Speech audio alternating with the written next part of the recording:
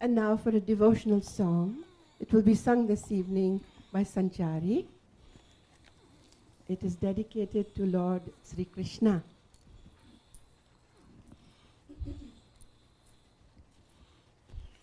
आरती कुंज बिहारी की, श्री गिरिधर कृष्ण मुरारी की।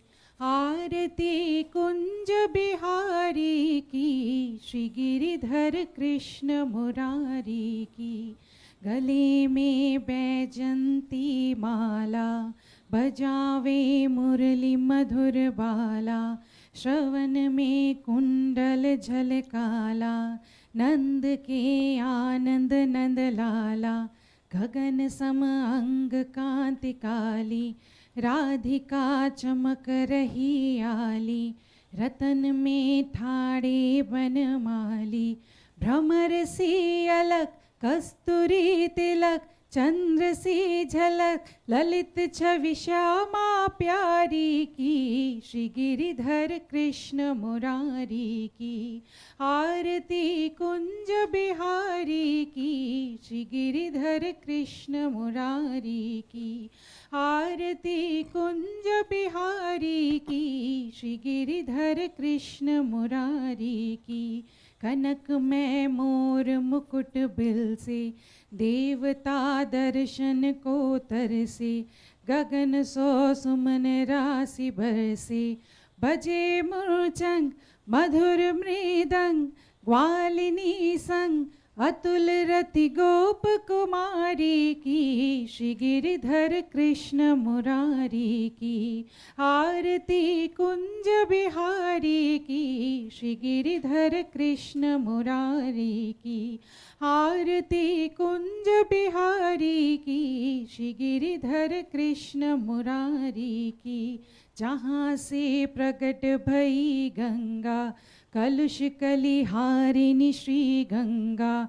स्मरण से होत मोह भंगा, बसी शिव शीश जटा के बीच। हरे अग खींच चरण छवि श्री बनवारी की, श्री गिरिधर कृष्ण मुरारी की।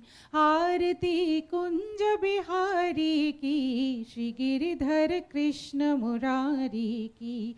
आरती कुंज बिहारी की, श्री गिरिधर कृष्ण मुरारी की। चमकती उज्ज्वल तट रेणु, बज रही वृंदावन बेनु। चहु दिसि गोपी ग्वाल धेनु, हसत मृदु मंद चांदनी चंद्र। कपट भव फंद तेर सुन दीन भिकारी की, श्री गिरिधर कृष्ण मुरारी की। आरती कुंज बिहारी की, श्री गिरिधर कृष्ण मुरारी की। आरती कुंज बिहारी की, श्री गिरिधर कृष्ण मुरारी की। आरती कुंज बिहारी की, श्री गिरिधर कृष्ण मुरारी की।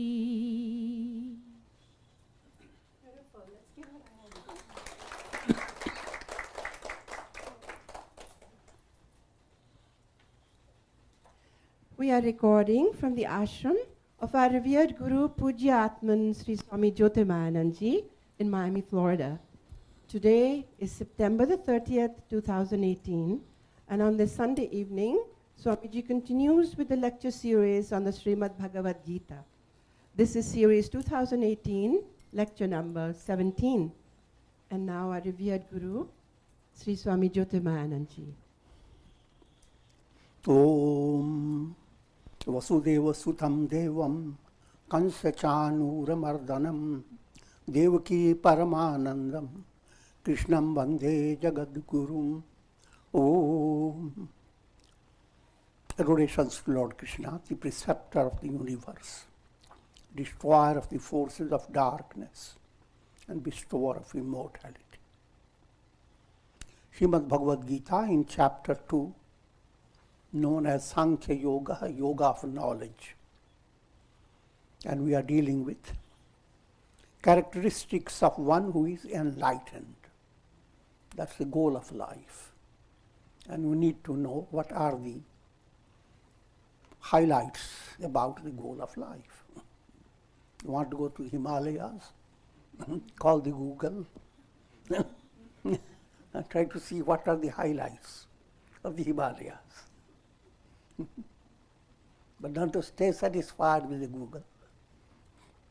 Bring it out in your sadhana. But to have that, a general view of the goal, that's most important point. Otherwise, aspirants wander. They develop the idea the goal is to have some amazing power.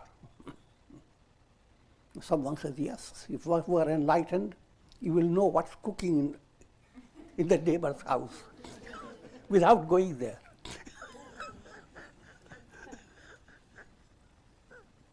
I'm joking, but now you practice your sadhana to get that type of sensitivity. But that's all this is dull with. But countless people, in the name of spirituality, follow a path that's not leading them to any higher level, keeping them just involved in illusion. And it's important, therefore, to be well guided.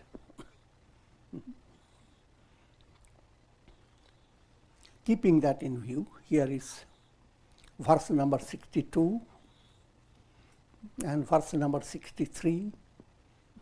These are the most important verses describing the state of enlightenment, the steps that are needed, and the ultimate goal that is to be reached, brought in a very concise manner. Dhyayato vishayan punsa sangasteshu pajayate sangat sanjayate kama kamat krodho bhijayate krodhat bhavati sammoha sammohat smriti vibhramaha smriti vranshat buddhinasho buddhinashat pranashyati. Sounds good?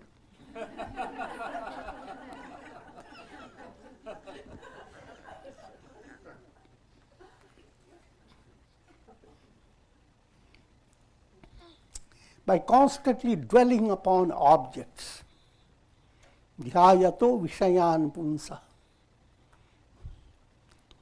Dhyayatam, dhyayato. Your mind has always something of value, something that is important for your mind. And then the mind constantly goes after it. It's common language. Give attention.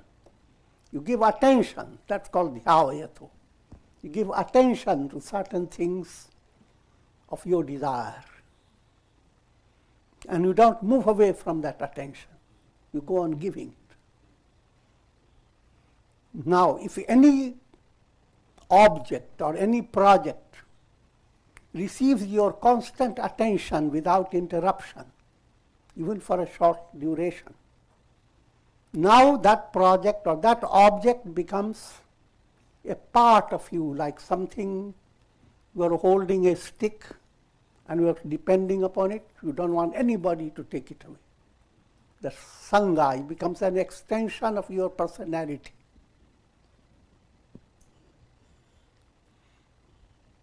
So that use the term sangasteshu pajayate.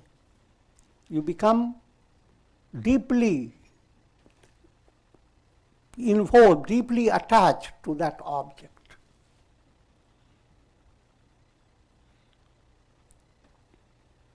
Sangat sanjayate kama. From attachment there arises desire.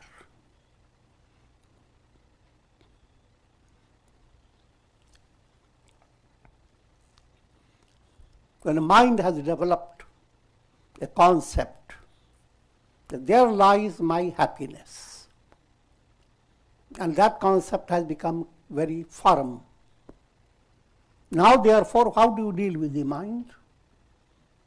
Planning, scheming, how to get that object and secure it.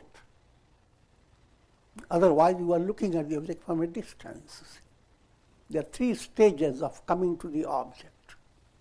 First, looking at the object from a distance, it looks dear, called Priya.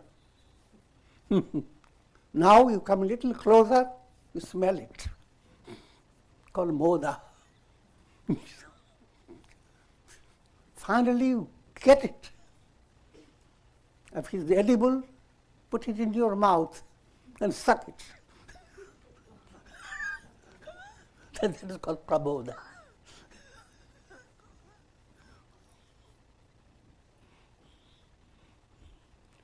And this whole movement is called Kama movement. Mind wants to fulfill, satisfy its desire.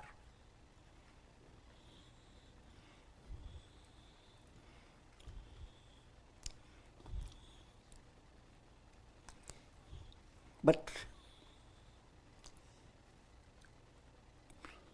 first point, the objects that you go after, they are not reality.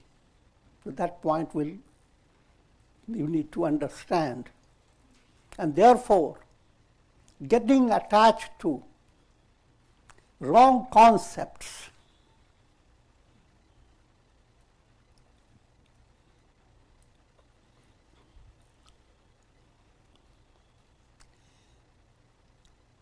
that results in mind being restless. Desires work like worms that cause itches, khujli, not visually, visually lightly. It allows your mind to shine. Khujli itches. And people with itches try to understand that. It's a good humorous way, but see the monkey family come together, each with the other. And the world seems so cozy.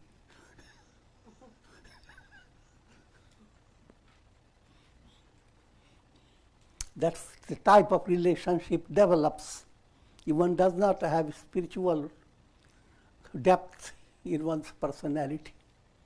You simply want to stay cozy with the family and the people, and they involve in lots of words, palabras, which have no meaning. But it tickles your mind. It removes the itches, only to create more itches.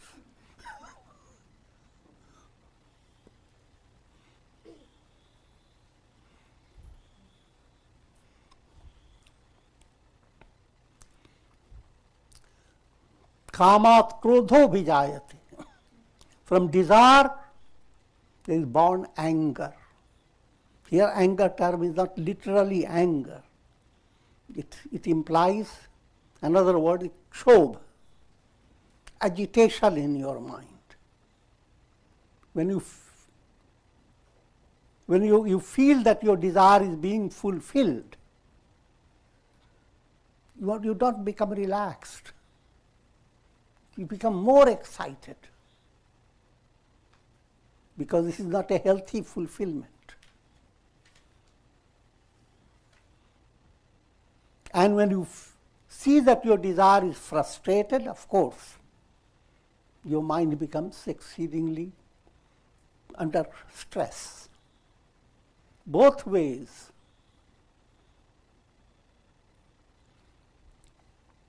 Let me give you a simple illustration. You are driving your car. Now there comes a challenging situation. You have to go up.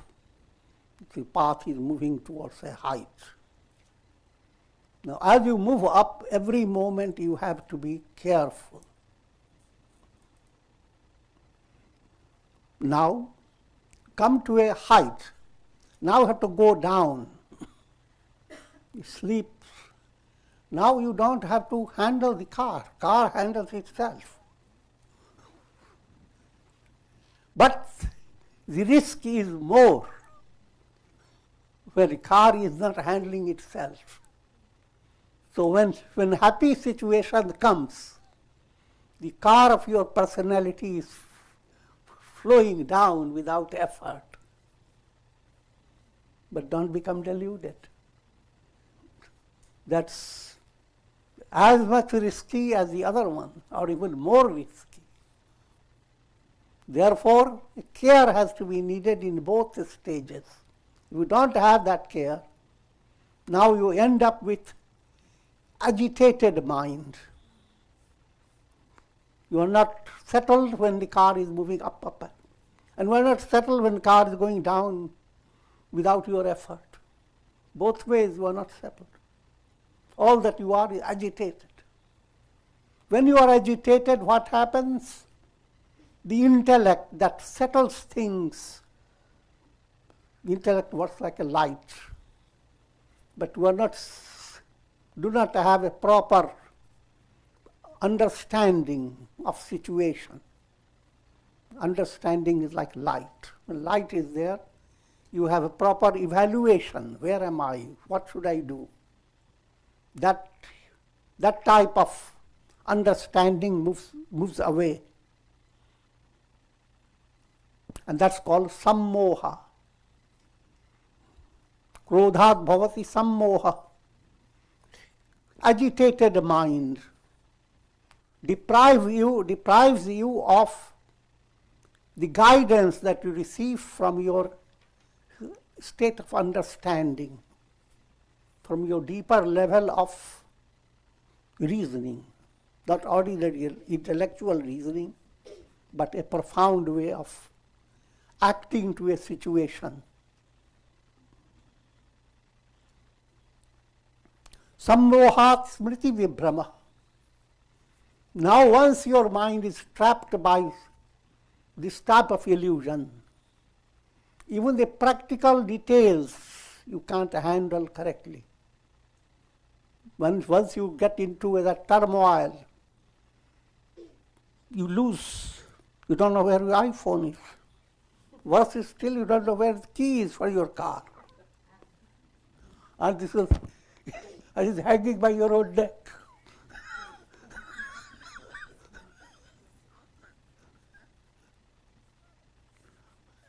That's called smriti vibhrama. Just forget about how things are to be handled. You don't put your ducks in a row.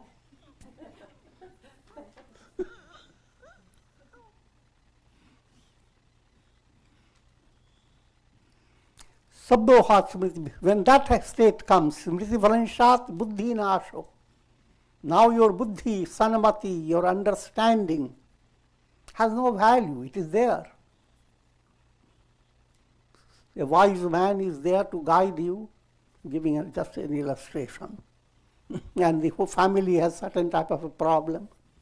But the wise man comes to give you a guidance, and we welcomed him and put him in a room and shut him out.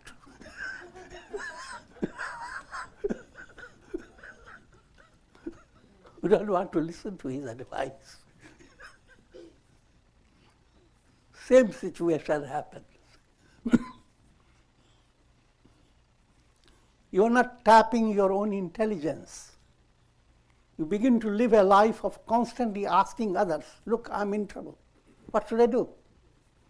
Because I don't know what to do. Oh, I always depended on you. Always knew you will help me. But you are not helping me. All right, I will go to another personality. I'm just giving you a simple way to understand.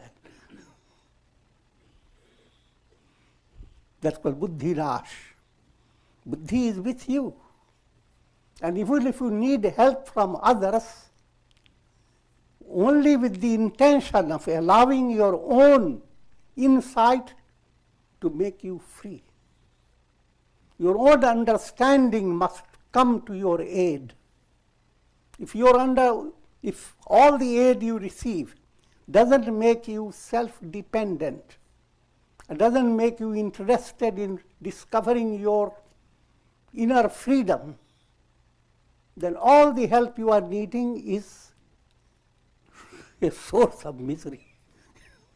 Because every help you need will frustrate you. Figure that out.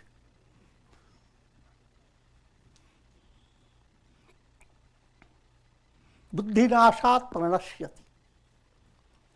When you do not bring this source of guidance from your own understanding, and always guided by others' understanding, that predicament is miserable predicament. And that being so, the soul cannot attain the fulfillment of its existence. Fulfillment is liberation.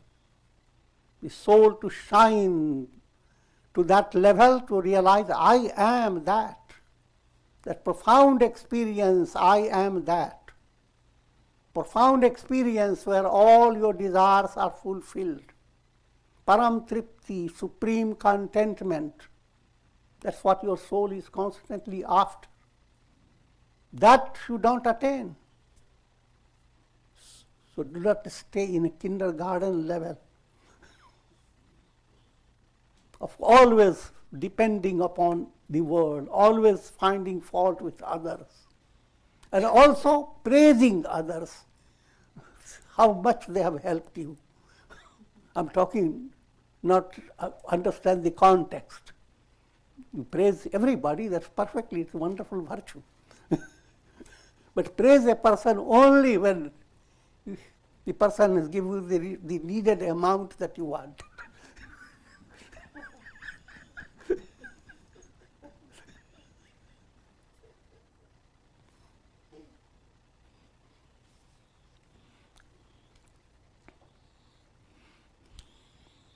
Now come back to simple way to follow that. Constantly thinking of object. Your attention going towards, when you say going towards object, try to understand object means many things. Anything that catches your attention, even the idea that I have not felt joyous. What type of bad karma have I done? That also is an object. The idea that certain things will make you happy, how long you have to wait to get them. You are doing Vishaya Chintan. Holding on to the state of sadness in spite of many good things happening around you. Vishaya Chintan, you are thinking of object. Thinking of object doesn't mean that you have a mango in your hand or thinking of it. Many ramifications.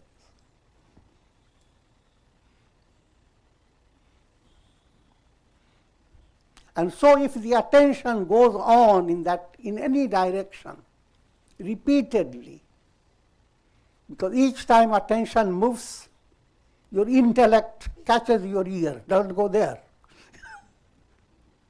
I'm joking, but there's no real ear involved. So, if you are spiritually more mature, you allow the attention to go to all directions, but don't stay with it, or don't repeat it. Once you know this soup has come with a worm in it, and the worm has already envenomed, spoiled the soup, move away from it. Don't go after it. So what type of worm is that? Probably worm will make it more nourishing.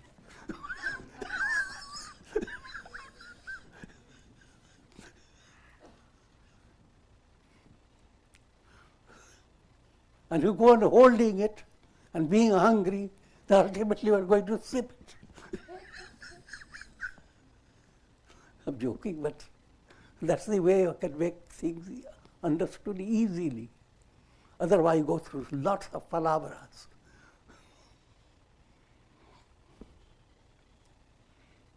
So, things become very important because you have thought of it again and again and again.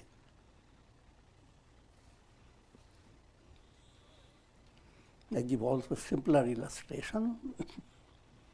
Say, for example, go out for a walk and you see a beautiful car in your neighbor's house, and you are amazed by how more progressive car has come, and you had not seen that before. You have your own car and you are happy, but, but now you see something new. First day you saw it and went on. Second day you walked, you went near the car, looked at it. Then you went on. It went on until you met the person who owns the car. And the person gives you the idea how wonderful this car is. People who don't have this type of thing, they are stupid.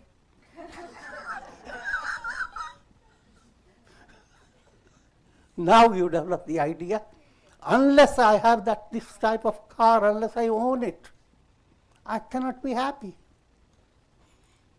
So this is the illustration of how day by day you have looked at it without using your understanding what it all means. But since mind has repeated the same concept again and again, it has become mind's reality.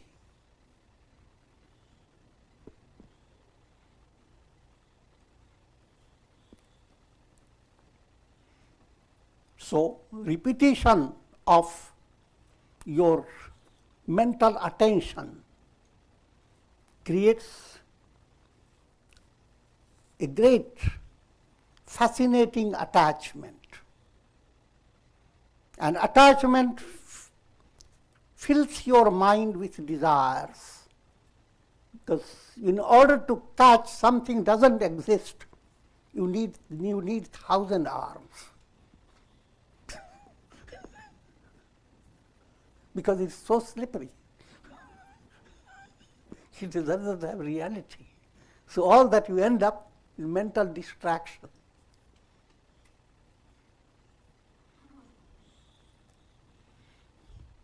And the distracted mind is constantly in a state of agitation.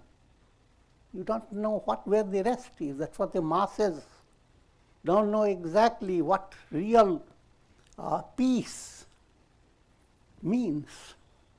What is serenity? If at all they get it, very little.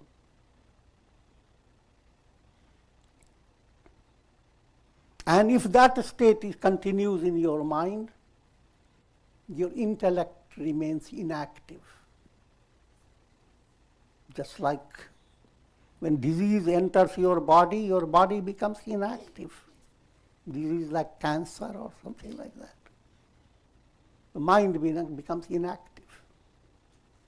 But inactive state of mind goes on creating negative karmas or mixed up karmas.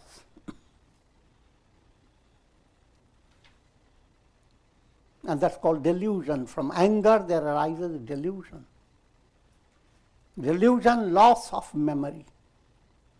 You have experienced many things in life, and a right type of progress implies you remember the lessons you have learned and utilize them.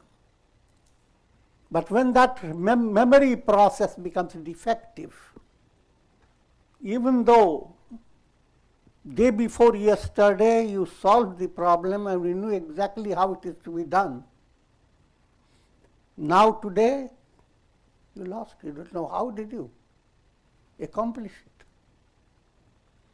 Memory begins to operate in a strange way. And from another point of view, your real mystical recall I am not the body, I am not the mind, I am Satchidananda, that's the real recall. That recall becomes far distant.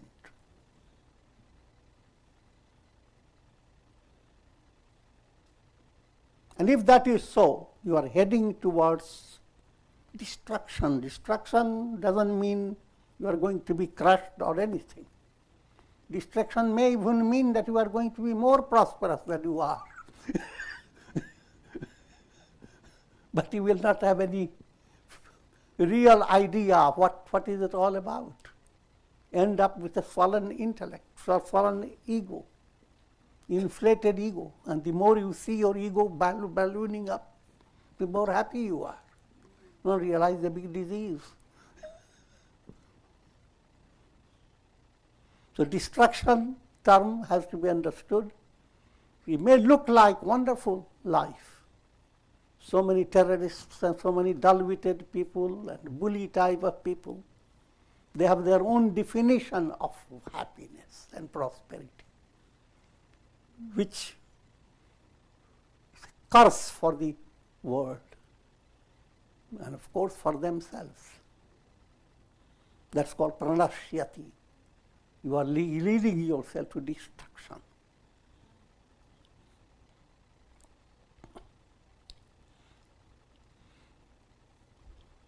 Now, therefore, what's needed is a counter movement.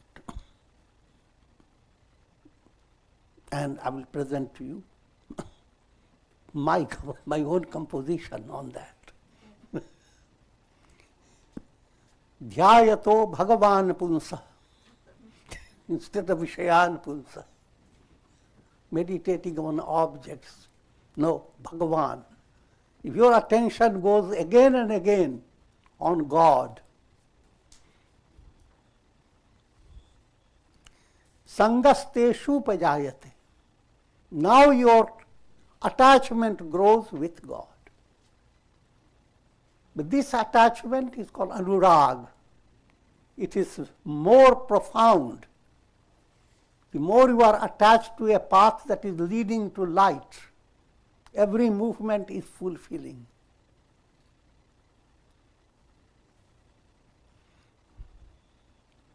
Sangat sanjayate nishkama. This type of divine attachment leads you to be without desire for objects of the world. Objects can't give you anything. God is giving you. One side, ocean of bliss, another side, not even a ripple.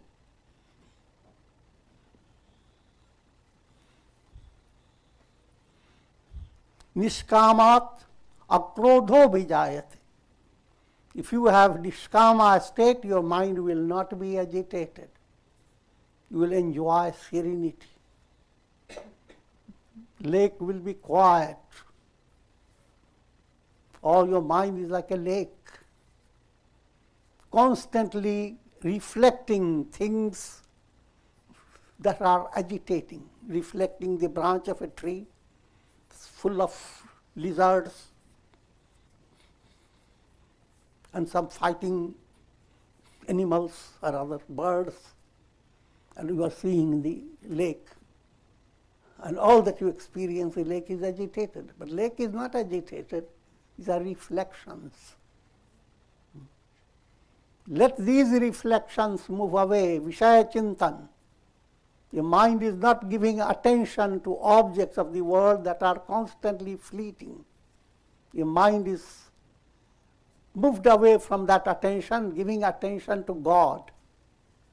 This lake has two choices. Go on reflecting the little things and stay agitated, or reflect the sky and stay shivering.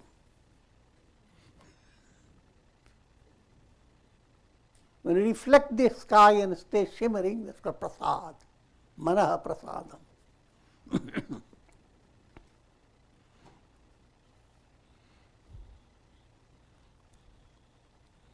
So that's called akrodha, krodho bhijayate. Akrodhat bhavati nirmoha. Now moha, the delusion that kept your mind after the objects of the world.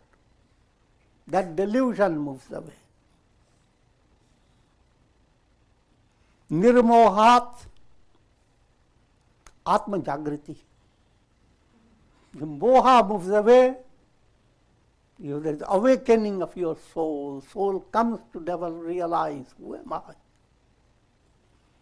Atma Jagratayoha Parama Tripti. If you have attained that Jagriti, you will experience supreme contentment, satisfaction that is boundless. All worldly enjoyment doesn't give you Param Tripti, it's called, they give you Sankusha Tripti, satisfaction with a thorn hanging before your nose. Satisfaction with a condition. Get satisfied. But remember, Yama is waiting for you. You are going to kick the bucket. So your satisfaction is not absolute. But here is Paramatripti. And as a result, Sarvam Duhkam Vinashyate. All pain and misery is wiped out. So let me read out this. Dhyayato Bhagavan Punsa Sangasteshu Pajayate Sangat Sanjayate Nishkama Nishkamat Akrodho Vijayate Akrodhat Bhavati Nirmoha Nirmohat Atma Jagriti Atma Jagratayo Paramatripti Sarvam Duhkam Vinashyate.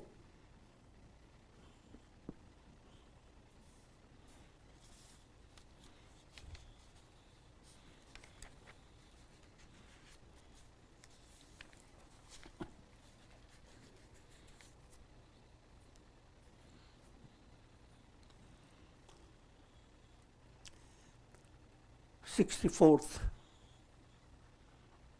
and 65th verse.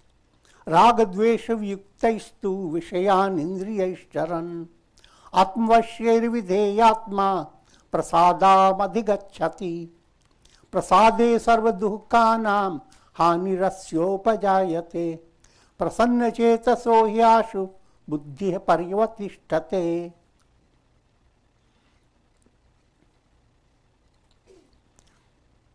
Now, the positive movement.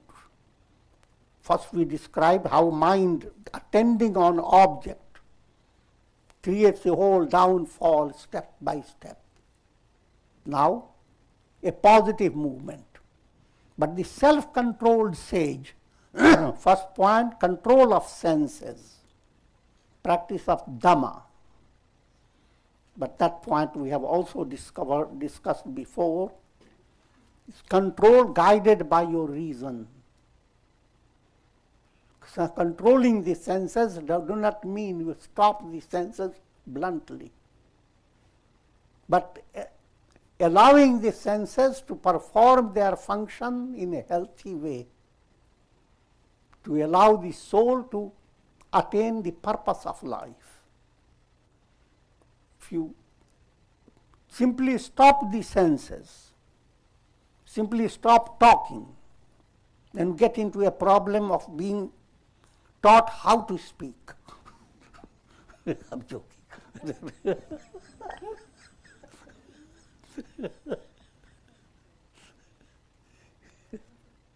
Your senses must be operative, but under a guidance. Life will not have any flavor if your senses become inactive. I can dramatize for you that there are certain churches where people are given the idea you must love God, not the world. Just get out of the church and you find wonderful flowers blossoming. But you are taught, so close your eyes, don't go. I want God, not this.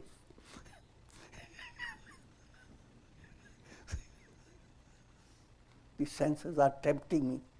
Look at that. No temptation. God, save me from temptation.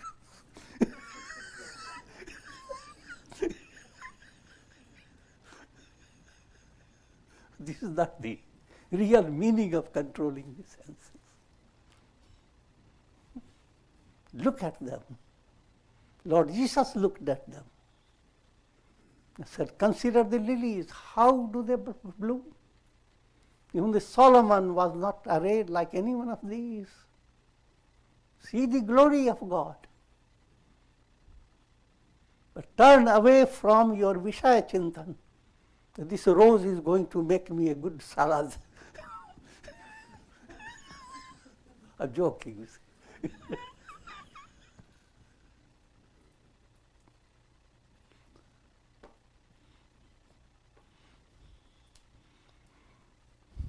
So self-controlled sage, that's the meaning of self-control. Control yourself in such a way that can utilize your body, mind and senses under the inspiration of a Godward process, under the inspiration of experiencing God abiding in everyone.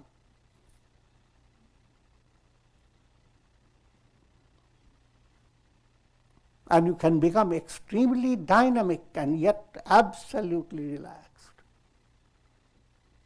That's the nature of great sages. Shankaracharya, who always went on talking about the entire world, is absolutely false. But in order to talk it about, he went from north to south all over India. And there wasn't a day he was not talking to so many philosophers and giving them insight into how to understand that the world is illusory. And along with it, he wrote wondrous writings of inspiration. So where was his control over his senses? His hand was busy writing, his mind was busy composing, his life was busy planning. What happened to his control of senses? I try to understand, I'm joking. But this is called real control. You control the mind, control the senses, control the energies. And now they are being utilized by a godly source within you, beyond your imagination. And everyone has that potentiality. You can be sourced by God within you, and your whole personality becomes a blossom wafting the fragrance of eternity.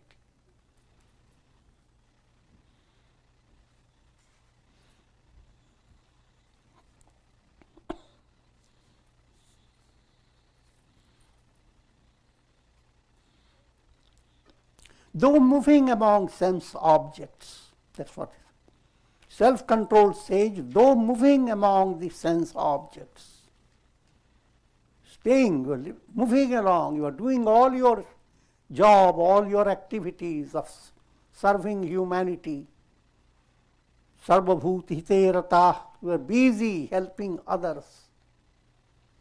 And when you do that, all your senses are active. But in spite of all that, you are completely detached. You are the master of your senses. Free from attachment and hatred. Raga dvesha. There is always mind is after a flavor. Mind cannot live without some rasa. Rasam has to be there. Either it is very sour or very sweet. That highlights. But if mind is healthy, neither sour nor too much sweet, it goes after, the term is serenity. Shama. The type of movement that nourishes the mind with the nectar of devotion, the nectar of wisdom. Mind becomes like a lake. Instead of shaking with the shadows that reflect in it, it allows itself to relax and reflects the sky. In the midst of the world, that mind goes on operating.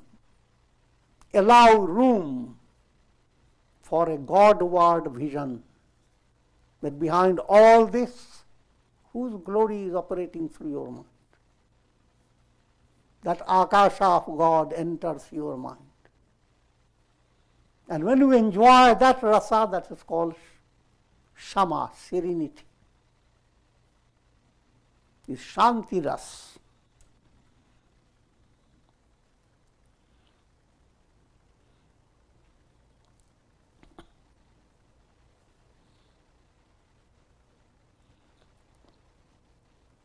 Another way of understanding, if you are moving in the right direction, then you always know that you are sourced by God. Think of a tree that experiences its support from the very root. It's the root source that supports the tree, not any other source. Therefore, if it shakes to the left, it remembers the root and draws strength from it. Shakes to the right, remembers the root, draws the strength from it. Now its shaking has become a nourishing movement. That's the advanced way of art of life. If you don't shake at all, then you will not be practical in this world. Someone tells you of their misery, you say, I'm not going to shake by your misery. Be miserable. I don't care. I'm joking, but just trying to explain to you. If you are spiritually advanced, your heart will melt with the slightest pain presented by people or any living being. Your heart will melt. But it is a type of shaking that is nourishing, allowing you to feel the nourishment coming from God. And that type of shaking is not negative, but enriching.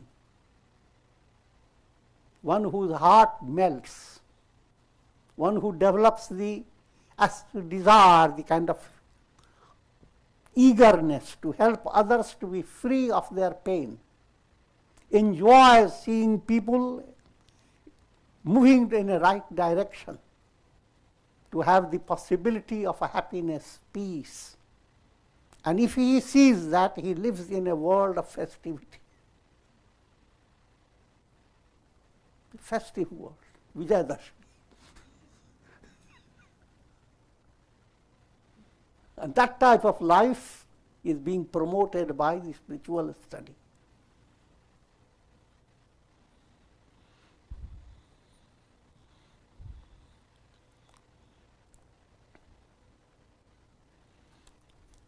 And that's the meaning of living with control of senses and free from attachment and hatred. The result attains manah prasada. Mind, joyous mind. Mind enjoys by being serene. The more serene you are, the more you are catching the reflection of the boundless sky. So mind has gotten that taste of what it means to catch the glimpse of eternity, to reflect God. And that experience is not unknown to anyone. Whenever you go to sleep, that's what happens. All the worldly things that your mind was occupied with completely move away without your knowing. Suddenly you slip into sleep. And in that state, you become refreshed. Certain things that wouldn't be health, would not promote health.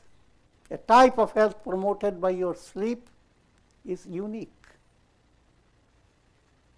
And at that time, what happens? Your mind is not with anything, it has come to calm. That gives you the idea that the ultimate goal, and don't wait for the ultimate, day by day, that should be your project. To allow serenity. And you have to work out by your own experience what gives you possibility for relaxing your mind. And also you must develop your own reasoning to understand the role of three gunas, sattva, rajas, tamas.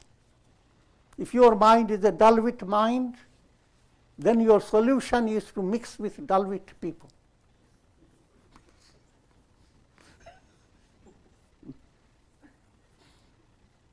Good news that give you, that inspire you to do good work, that will not please you. You say, I want samadhi, I don't want all that. Tell me about a place where nobody can go, no animal can go, calm, very deep cave. And I'm joking, but just trying to give you a lot of understanding on it. So you should not fall for being tamasic, adopting that type of. The rajasic means mind going after a lot of temptations of the world. Eat, drink, be merry. Allow the mind to move into a sattvic atmosphere day by day. And during sattvic atmosphere, play a trick. Slip into absolute calm. Say, for example, a fortune has smiled, things are improving. Now, don't go on keeping your mind shaking. Now all this has happened, now I must bring the list of all my friends and catch hold of all the spices and menus and create a big party. Also, if that is the type of life you live, that's okay. But don't forget a bigger point. Since you have become fortunate, relax. Give a room to your mind for thinking of nothing, but let the sunshine of God's grace slip into your mind and inundate your mind, every corner of it. Tell nobody.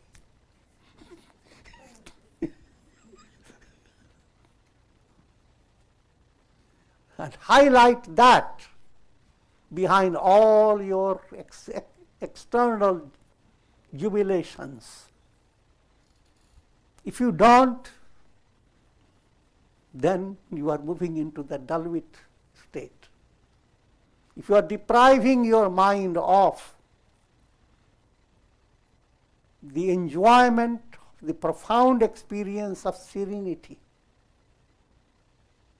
and that experience of serenity is a touch of God. That's another way of saying you are touching God, you are coming closer to God.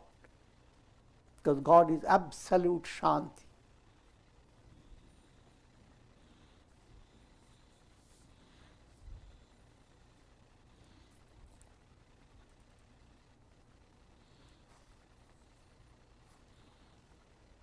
And so I have explained to you Manah Prasadam.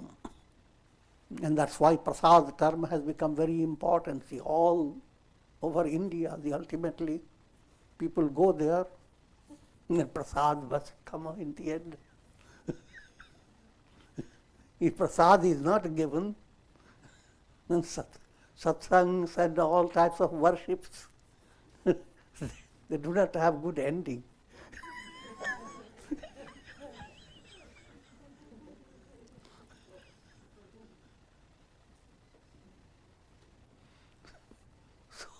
So every project that you handle, everything that you love and you want to accomplish it, end up with manaha prasadam. Figure that out. And that capacity is there in every individual. Be nourished by manaha prasad, and that will lead you to the highest state, freedom from all miseries forever, immortality. Prasad leads you to prasad. Prasad refers to big buildings, heights, attalika.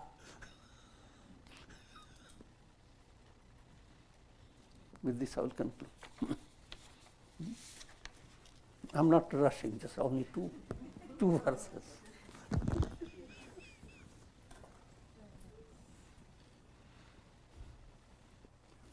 And I will be offering prayers for all of you with this conclusion. Om Trayambakam Yajamahe Sugandhim Pushti Vardhanam Urvarukmiva Bandhanan Mrityor Mukshiyamamritat Sarve Bhavantu Sukhina Sarve Santu Niramaya Sarve Bhadrani Pashyantu Ma Kashchid Dukh Bhag Bhavet Asato Ma Sadgamaya Tamso Ma Jyotirgamaya Mrityor Ma Mritam Gamaya Om Purnamadaha Purnamidam Purnat Purnamudachyate Purnasya Purnamadaya Purnamevavashishyate Om Shanti Shanti Shanti.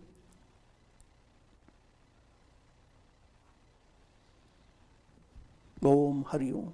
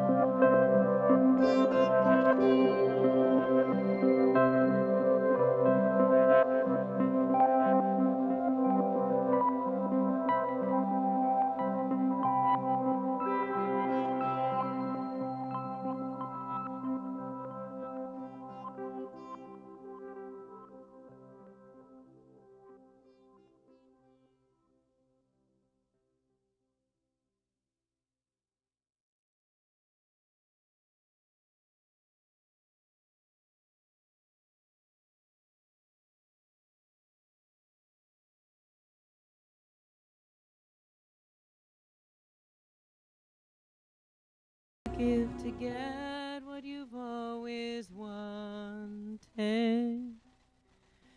Would you deny what feels right in your bones?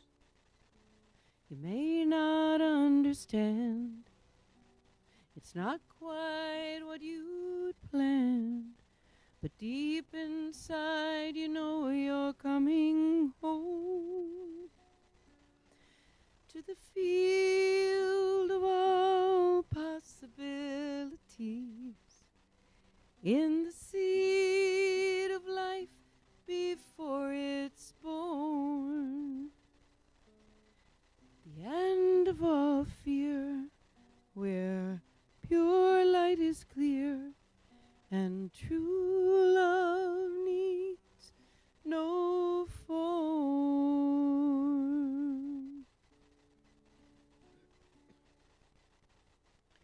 Live in a hologram of imagination that begins with an assumption of the truth, that who we are exists in separation, and rely on appearance for the proof.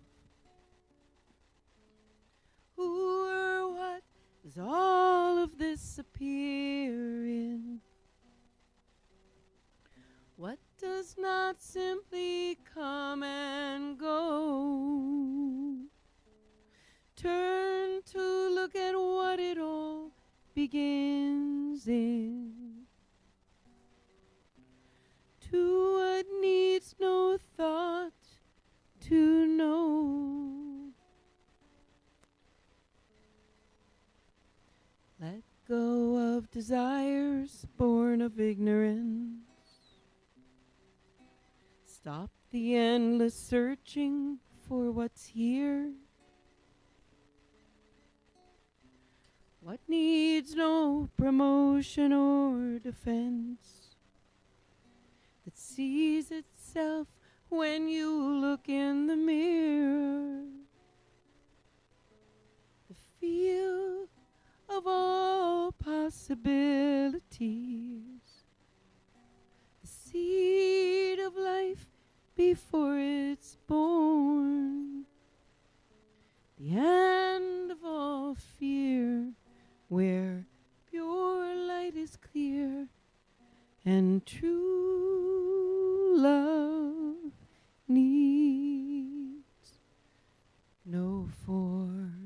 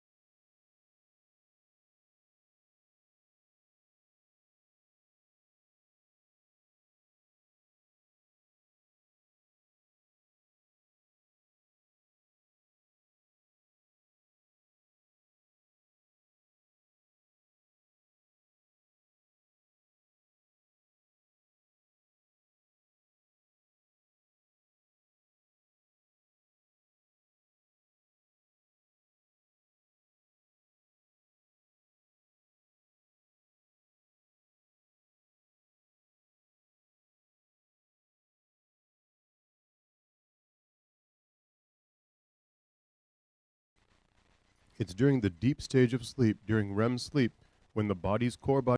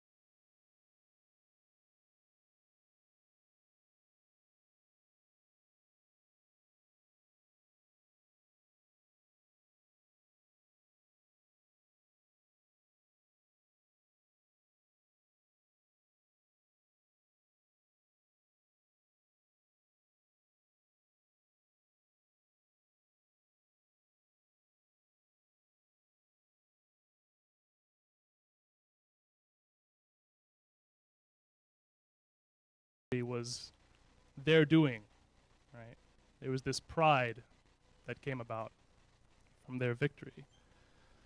And so pride is a direct result of the misidentification to the ego principle, the sense of I-ness, I am the body, I am the mind, and so on and so forth.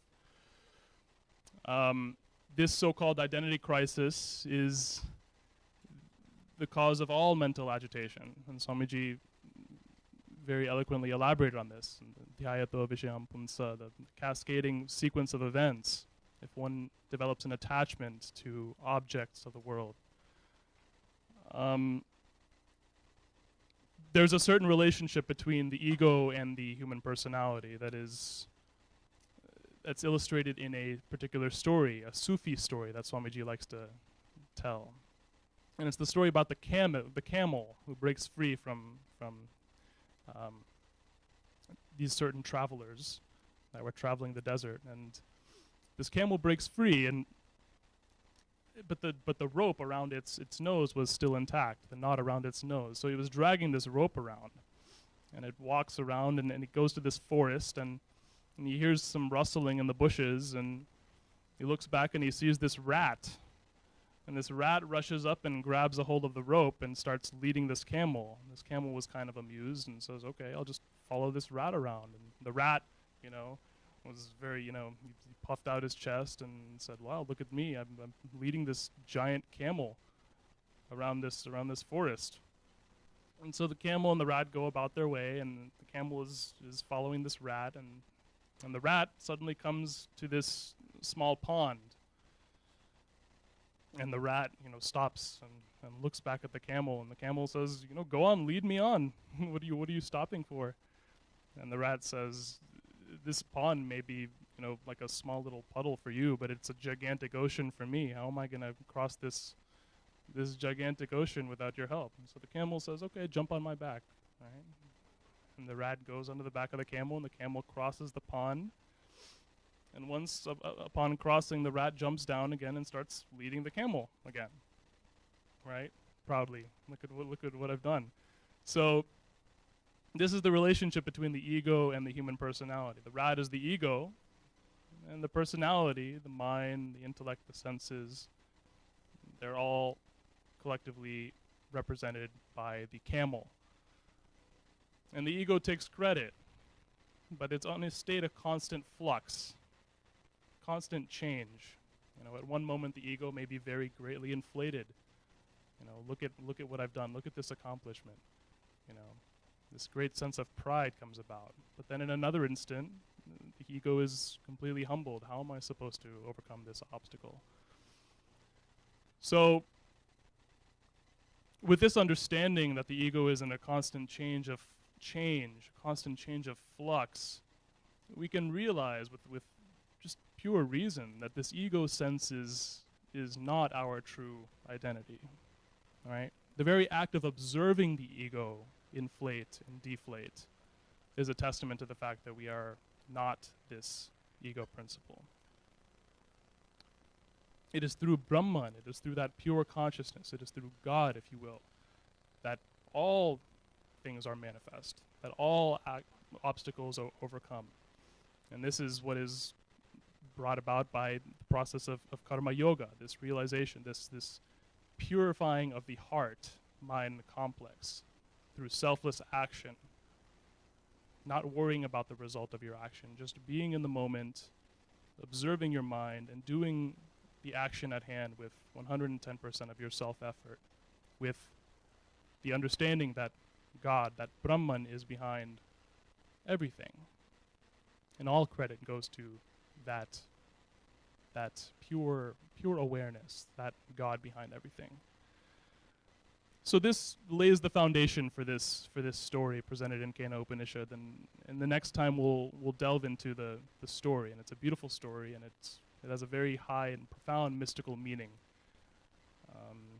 And we'll start that in the next session. Thank you, Swamiji. Om Shanti, Shanti, Shanti.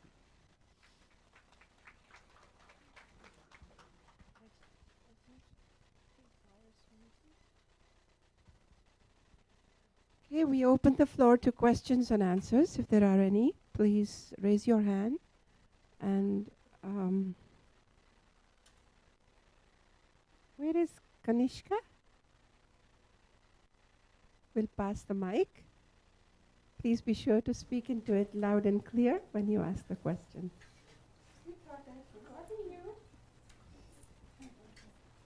He's a wonderful little karma yogi.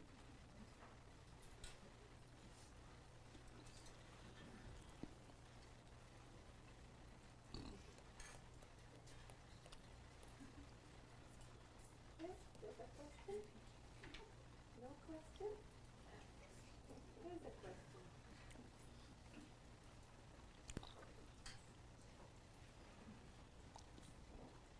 So first of all, I want to say thank you because the teaching tonight was very beautiful and touched me very much. So I want to say thank you. And my question is about, you say a couple of times, allow yourself, allow serenity to come to yourself, to enter, allow freedom. So what really means allowing? So how you really allow this? How do you allow the sun to come into your room? If someone says your room is dark and says, what should I do? Then someone says, allow the sun to come. So what do? Open the window.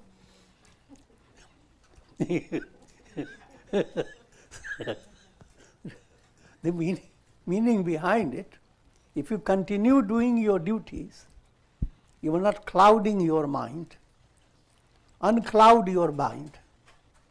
Automatically the light of God is always there.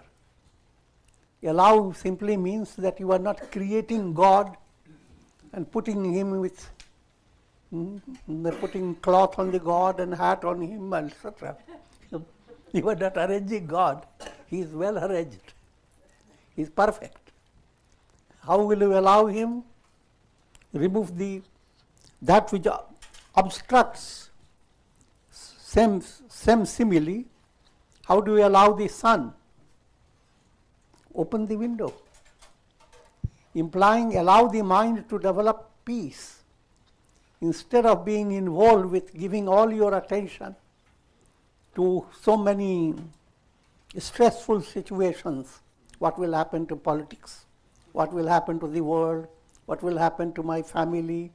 All types of things. Instead of doing that, relax, do some pranayam. Do you understand if you can? I'm joking, but do something to create a sense of harmony.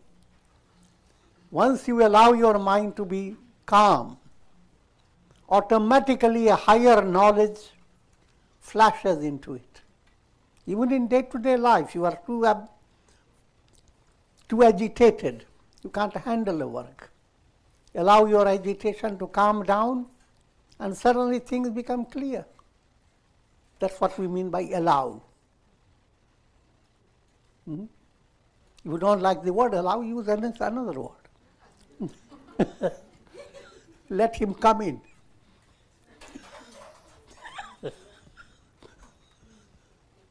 Okay. Swamiji, namaste. Of all the different things that you do, what do you enjoy doing the most and why? That is the answer. You have to say it. You have to find it. Nobody can evaluate what you are enjoying and why. If anybody does, he is guessing. So you don't be satisfied by guesses. First point. Now, you want to know philosophical answer? That depends. The real enjoyment comes from God. Just all the lights you may enjoy in the night of different sources. But the real light that you enjoy is from the sun. So the more you are moving towards Godward movement, allowing your whole personality to be integrated, automatically you will have a healthy source of joy, and the more you enjoy in a healthy manner, it will bring you closer and closer to the source of joy. Figure that out. In every level, the concept of joy is confused. If you are sick and your stomach deceives you, then it's asking you to take things, and you take them and then afterwards suffer from. The same stomach that would have given you good advice gave you wrong advice. So, the idea what I'm implying is, when you adopt a healthy movement again requires being under guidance. Under guidance means study scriptures, come to Satsanga, go on figuring out in a healthy way, should I adopt this, should I adopt that? Every situation gives you different ways of handling it. And you are always doing it unawares. Continue doing that with a further conviction that if you are living your life in an integral way, in a harmonious way, this process will become automatic. Your insight will tell you immediately how to handle. You see a fire coming into the room of your house, you see. You immediately begin to work against it. You don't start calling people, look, something is coming into my house. I will send you the picture.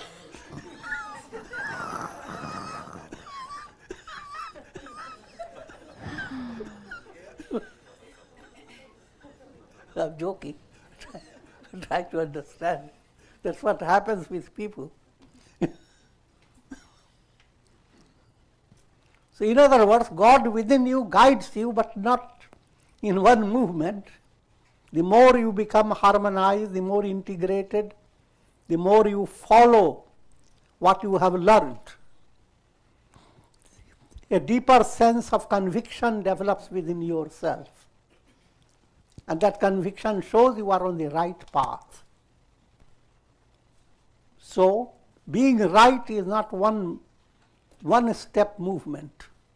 It's a degrees of movement. The more you are allowing the integral yoga to enter, doing your duties, allowing your sentiments to operate in a healthy manner, allowing your mind to be focused and utilize your mental energy, and so forth. The more you become involved in a yogic movement, and that's the higher definition of religion, the more religious you are in a true sense, automatically that inner conviction grows, and you become sensitive to what is good for you. You don't have to ask anybody. You become sensitive. But there is no harm, as you are advancing, to consult people in a particular situation. I feel that this is good for me, what do you think? But not with people who are all in the same level or lower level. Ask from people who are more advanced. So different answers will come to different people according to their stage of evolution. Keep all this in view, but if you want to present a particular point, then you bring out and an answer can be given to match up with your problem.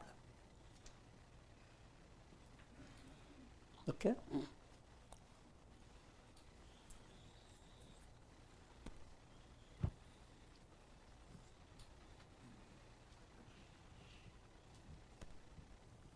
Hello, good afternoon. Thank you very much for what you taught today. You mentioned about attachments. You mentioned about distractions. How can we avoid being distracted in a world that we are distracted all the time with a lot of stuff, technology, and we need to also be distracted by the job duties in order to be able to accomplish and pay the bills, and it would be awesome to be just meditation stage all the time, but it's not real. So how can I avoid That's what we talked about in the talk, that allow all your senses to be active with an overview of your goal, what goal is. Distraction literally is not to be stopped. Rather, it is only when your mind is looking all over that you understand where your target is. But if your mind doesn't even look anywhere, then there is no target either. So early stage, your mind is looking all over for the target, and your neck is flexible. In advanced stage, you don't stay in the same level, always looking over, without knowing, without determining the target. Once the target has been determined, you don't look in all directions. Your distraction ends up, climaxes into one-pointed focus. But while you have a focus, one-pointed focus in a higher level, in many other areas of your personality, it should be normal. In other words, your hand should not become philosophically one-pointed. Then you have to keep your hand like that. And must continue to be flexible. Your eyes continue to be flexible. So try to understand the different aspects of that same knowledge. So in other words, flexibility and mind being able to overview many things, that's not being discouraged. But all this becomes positive if you are geared to a spiritual movement. You are looking for all that, then you find the goal and your mind becomes more one-pointed in that particular goal. And when you succeed, your success leads you to success. You become more and more positive when you discover that you have the ability to exercise your self-effort and succeed. And as you discover it, you develop more insight into many other needed points. And that goes on flowing spontaneously. Okay?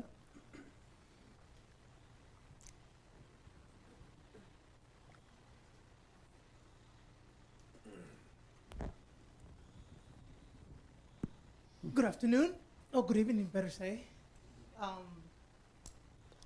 Thank you for your teaching. I think it's amazing how you teach at such an easy conviction. You don't make it difficult. You make it almost like it's common sense. Mm-hmm. And a lot of people don't have that common sense. And it's like you're teaching us like we're 6 or 5 years old kid, which a lot of people don't have the ability to do. But I'm in a path of spirituality, trying to figure out like where my life purpose is and where I'm heading. And so I've been coming to you for a while, but off and on. And I only came here because of her. So Thanks to her.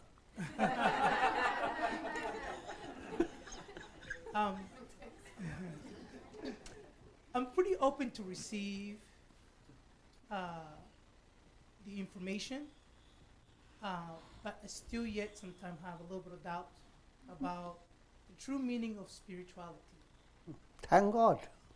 If you didn't have any doubt, then And so that's where I'm kind of like having a little bit of a hassle because That's so. I was raised Catholic, Mhm. and so it was almost like everything that you do is almost like in a guilty way, Mhm. and so that creates kind of like a fear to actually do things and to reach out and That has its own purpose. It's kindergarten stage.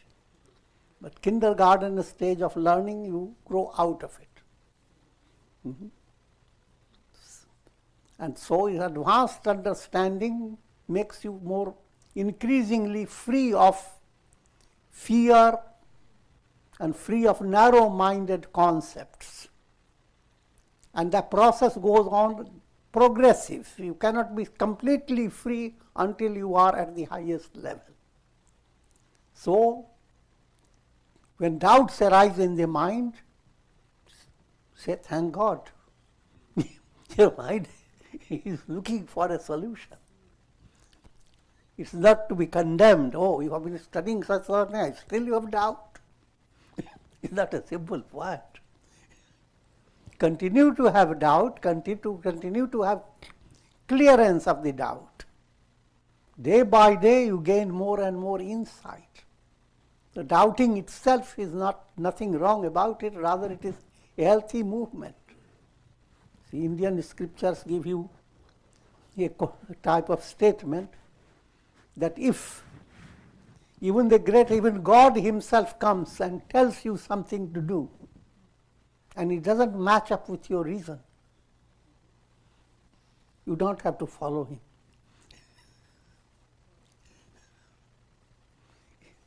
Because the real instruction must match up with your reason.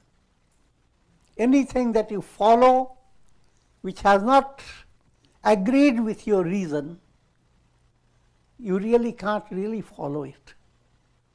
It's a delusional movement.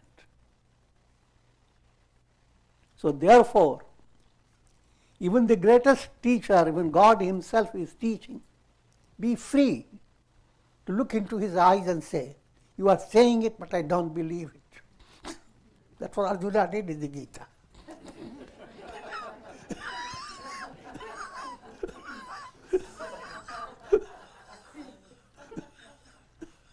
So tell me again.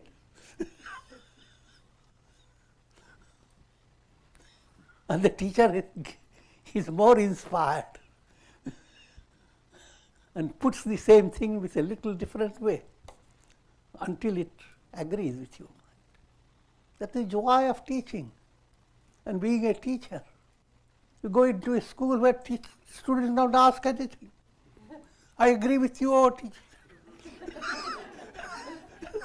What a boring school.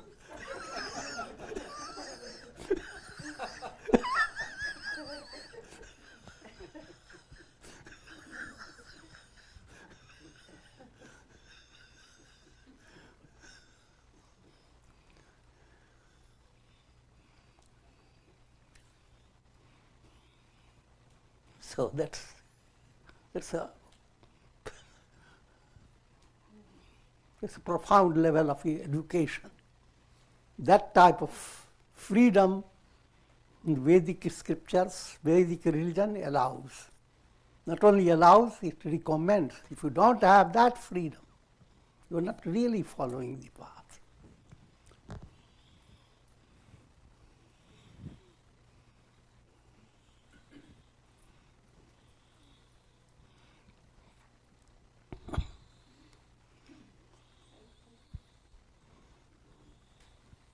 So with that, before we conclude with Kumkum blessings from Gurudev's hands, I would like to acknowledge devotees who brought the prasad for this evening. Did you enjoy the prasad? Yes. They got double prasad. Double prasad, yes. The first prasad I explained. Second prasad. Yes. First prasad in the form of Swamiji's lecture, And the second prasad in terms of the food we enjoyed.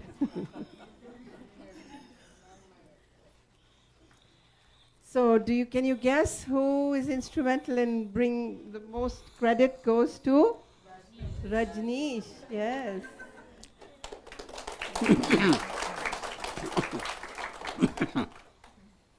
We thank Rajneesh for the You know what his name means? He's the Lord of the night. Rajani is the night. And the Lord of the night, the moon, is the full moon. Okay. The Lord of the night brought us rice pulao and the dal.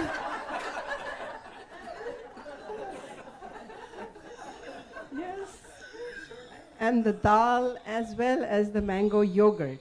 So we really thank him. That's not the only thing he does. Many, many great works of karma yoga throughout the day. Rajneesh is invaluable to Gurudev and his mission. The salad was brought by Padma Devi, and we all know her, long-time devotee. When I say long time, I mean 40 years plus.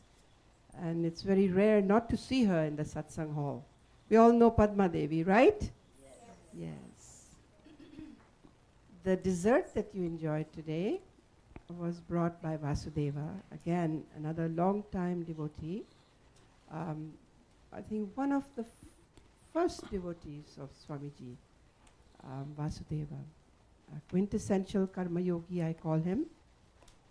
And he loves ice cream cake, so he was after me. So he was after me. He said, please, please, please, can I please bring ice cream cake? So I said, okay. So that's what you enjoyed this evening, the ice cream cake. I also would be remiss if I did not mention Malini. We all know her as the ashram bumblebee yogini. Yes, she's always busy with doing something to improve things here or to fix things there. The flowers were all brought by Malini, and we thank her for all the wonderful things she does around the ashram. Let's give her a hand too.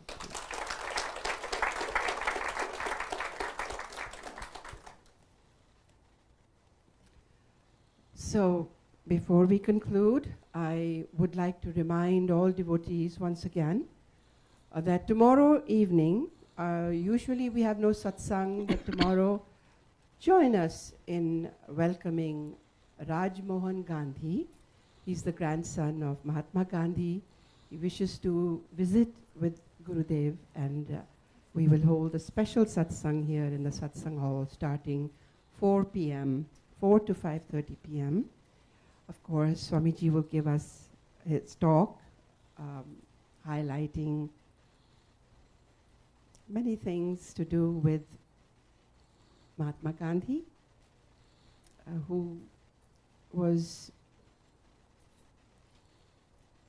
he considered the Bhagavad Gita as his Bible. So Swamiji, of course, will give us a lecture, and then also will give an opportunity to hear from Raj Mohan Gandhi, how Gandhi's principles are relevant in today's world. So we will also enjoy refreshments thereafter. Do join us. Another very important event coming up is Mother Worship. We commence this coming Friday. 7 p.m. is the time, folks. It's all listed on our website, www.yrf.org. 10 days will be devoted to the worship of God in the form of the Divine Mother. First 3 days devoted to Goddess Durga,